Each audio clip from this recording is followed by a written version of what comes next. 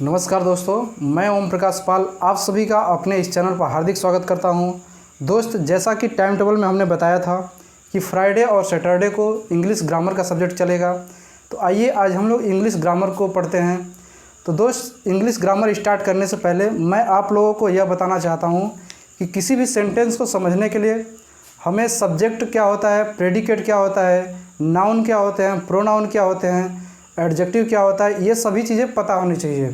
तो आइए इन सभी को पता करने के लिए हम सबसे पहले स्टार्ट करते हैं पार्ट्स ऑफ स्पीच। तो देखिए दोस्तों, हमने यहाँ पर लिख दिया है पार्ट्स ऑफ स्पीच, जो कि हमारे ग्रामर का बेस होता है। तो इस बेस को हम पहले देख लेते हैं। तो ये बेस हमारे 8 टाइप्स के होते हैं, जिसमें से कि पहला हमारा नाउन आता है, फिर pronoun, verb, adjective, adverb, preposition, conjunction, interjection. तो इन सभी के बारे में थोड़ा सा हम समझ लेते हैं, फिर बाकी डिटेल से इसको हम आगे क्लास में पढ़ाते रहेंगे। तो देखिए, जैसे पहले नाउन दिया है, तो नाउन क्या होता है कि जब किसी भी किसी भी प्लेस का नाम लिया जाए, किसी भी थिंग का नाम लिया जाए, किसी पर्सन का नाम लिया जाए, या किसी क्वालिटी की बात की जाए, या किसी कंडीशन का बात किया जाए, या किसी एक्शन का बात किया जाए, तो वह जो बोध कराता है वह कराता है नाउन। अब आता है प्रोनाउन। तो प्रोनाउन जो शब्द संज्ञा के स्थान पर प्रयोग किए जाते हैं उसको हम बोलते हैं प्रोनाउन।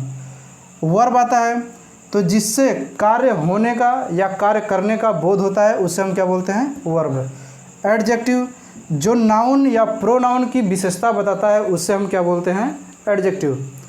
एडवर्ब जो वर्ब की विशेषता बताए उससे हम क्या बोलेंगे, एडवर्ब। प्रीपोजिशन जैसा कि नाम से दिया गया है, ये प्री मतलब पहले, पोजीशन मतलब स्थान या प्लेस, यानी कि जो नाउन या प्रोनाउन के पहले लगा करके उसका अर्थ बदल दे उसको हम क्या बोलते हैं, प्रीपोजिशन। कंजक्शन जब दो वर्ड यानी शब्द को, फ्रेज को, सेंटेंस को एक साथ ऐड किया जाता है तो वह जो कार्य करता है उसको हम क्या बोलते हैं, कंजक्शन। यानी कि कोई सेंटेंस है या कोई 2 फ्रेज हो गया या कोई 2 वर्ड हो गया, इनको जो वर्ड ऐड करता है उस वर्ड को हम लोग क्या बोलते हैं, कंजक्शन। इंटरजेक्शन इसमें कोई भी बात खुशी की हो या दुख का हो या आश्चर्य का हो, तो ये सभी बातें इसमें बोध होता है इंटरजेक्शंस में। तो आइए इन सभी के बारे में डिटेल से हम लोग एक एक करके पढ़ते हैं। आइए दोस्तों, सबसे पहला जो पार्ट ऑफ स्पीच का है नाउन, इसको हम देखते हैं डिटेल से। तो नाउन का डिफिनीशन क्या होता है, यानी कैसे हम जानेंगे कि वह नाउन है।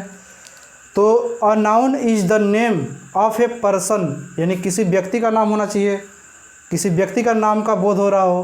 प्लेस किसी स्थान का बोध हो रहा हो। थिंग किसी वस्तु का बोध हो रहा हो। क्वालिटी किसी के गुण का बोध हो रहा हो। कंडीशन किसी के स्थिति या दशा का बोध हो रहा हो। एक्शन किसी के क्रियाकलाप अर्थात कार्यकलाप जो होता है उसका बोध हो रहा हो, तो उसे हम क्या बोलते हैं, नाउन। यानी कि person, place, thing, quality, condition, action, इतने चीज़ों का बोध हो रहा हो उससे हम बोलते हैं नाउन। आइए हम यहाँ पे देख लेते हैं कि ये सभी होते क्या है। जैसे पर्सन का बोध कैसे होगा, जैसे राम बोल दिए, श्याम बोल दिए, रानी, कोई भी पर्सन का नाम ले लिया तो वो क्या हो गया, आपका पर्सन में आ गया, ठीक है। अब प्लेस में जैसे यानी कि मिर्ज़ापुर हो गया, वाराणसी हो गया, आगरा हो गया, मुंबई, अमेरिका, मतलब कोई भी प्लेस ले लिया जाए तो वह हो जाएगा प्लेस में। थिंग में जैसे कैसे होगा, थिंग यानी किसी भी जो आपके अगल बगल कोई भी चीज़ दिख रहा हो उसको हम बोलेंगे थिंग। जैसे टेबल, बुक, पेन, हैंडपम्प, मतलब कुछ भी, एनीथिंग आपका वो हो जाएगा थिंग में। क्वालिटी जैसे कैसे होगा, रिचनेस क्या होता है, अमीरी होता है। काइंडनेस दयालुपन, ऑनेस्टी ईमानदारी, ब्रेवरी बहादुरी। तो अब देखें कि यहाँ पे जो क्वालिटी बना है ये आपका किससे बना है, जो विशेषण एडजेक्टिव से लेकर के ये आपका क्वालिटी बनता है। तो यहाँ पे क्वालिटी हो गया यानी कि रिचनेस, हमारा एडजेक्टिव क्या है, रिच है। इसमें क्या है एडजेक्टिव, काइंड, इसमें ऑनेस्ट, इसमें ब्रेव। तो जो हमारा एडजेक्टिव से बनता है उसको हम बोलते हैं क्वालिटी। तो यहाँ से एडजेक्टिव पर लिया गया है। अब आता है कंडीशन। कंडीशन मतलब स्थिति या दशा। तो स्थिति या दशा यानी कि चाइल्डहुड, चाइल्ड माने बच्चा होता है, हुड यानी कि बचपना, चाइल्डहुड माने क्या होता है बचपना, या फिर इसको बोलते हैं बचपन। मैनहुड यानी कि मानवपन, जैसे यानी कि होता है चाइल्डहुड तो यानी कि बच्चा का बचपना हो गया, मानवपन हो गया। इलनेस यानी कि बीमारी, ये भी आपकी स्थिति है या दशा है। थेफ्ट मतलब चोरी, ये भी स्थिति है। ये सभी स्थिति की बात कर रही हैं। अब आते हैं आगे एक्शन। ये जो आपका एक्शन है, ये एक्शन आपका एक्ट यानी कि जो वर्ब रहेगा उससे बनेगा। पे, पे माने होता है चुकाना, देना, अदा करना, तो पे से बन गया पेमेंट।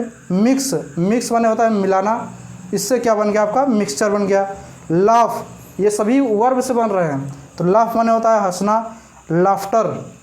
क्लियर। अब यानी ग्रोथ, ग्रो मतलब क्या होता है बढ़ना, तो यहाँ पे क्या हो गया ग्रोथ यानी कि उन्नति या प्रोग्रेस इसको बोलते हैं। तो आपके इतने यानी कि नाउन के फॉर्म थे जो कि person, place, thing, quality, condition, action, इतने को बोध करा रहे हों उसको हम क्या बोलते हैं नाउन। आइए अब इसके बारे में, इसके आगे हम नाउन के प्रकार को देख लेते हैं कि नाउन कितने प्रकार के होते हैं। आइए दोस्तों देखते हैं काइंड्स ऑफ नाउन, यानी कि नाउन के प्रकार होते कितने हैं। तो नाउन के जो मेनली टाइप्स होते हैं वो सिर्फ दो होते हैं। पहला क्या होता है काउंटेबल, दूसरा होता है अनकाउंटेबल। काउंटेबल का मतलब कि जिसे हम गिन सके, कोई भी नाउन हो जिसे हम गिन सके वह कहलाता है काउंटेबल नाउन। अनकाउंटेबल का मतलब जिसे हम गिन न सके। तो आइए अब हम देखते हैं कि काउंटेबल कितने प्रकार का होता है और अनकाउंटेबल कितने प्रकार का होता है। तो काउंटेबल में पहला आ गया प्रॉपर नाउन, दूसरा आ गया कॉमन नाउन, तीसरा आ गया कलेक्टिव नाउन। अनकाउंटेबल में पहला आ गया मटेरियल नाउन, दूसरा आ गया अब्स्ट्रैक्ट नाउन, जिसे कि मटेरियल मतलब द्रव्यवाचक संज्ञा बोलते हैं, इसे बोलते हैं अब्स्ट्रैक्ट यानी भाववाचक संज्ञा। बाकी प्रॉपर है तो ये व्यक्तिवाचक संज्ञा हो गया, कॉमन नाउन जातिवाचक संज्ञा, कलेक्टिव नाउन मतलब समूहवाचक संज्ञा। तो आइए अब हम इसके बारे में देखते हैं।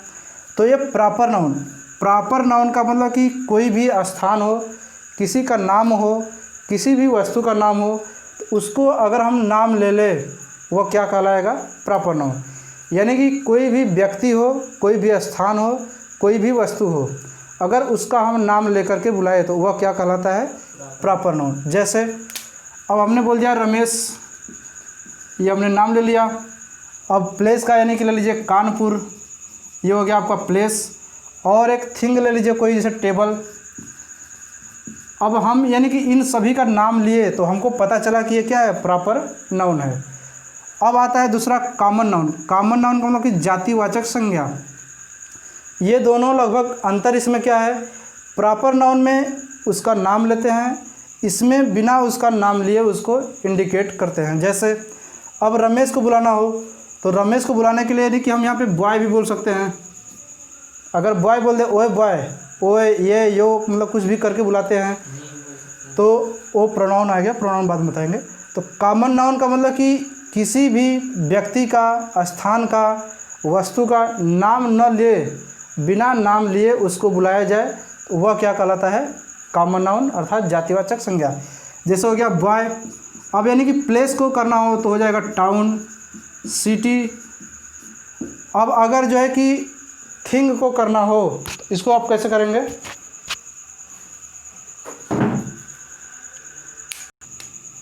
बताइए क्या होगा आपका थिंग में।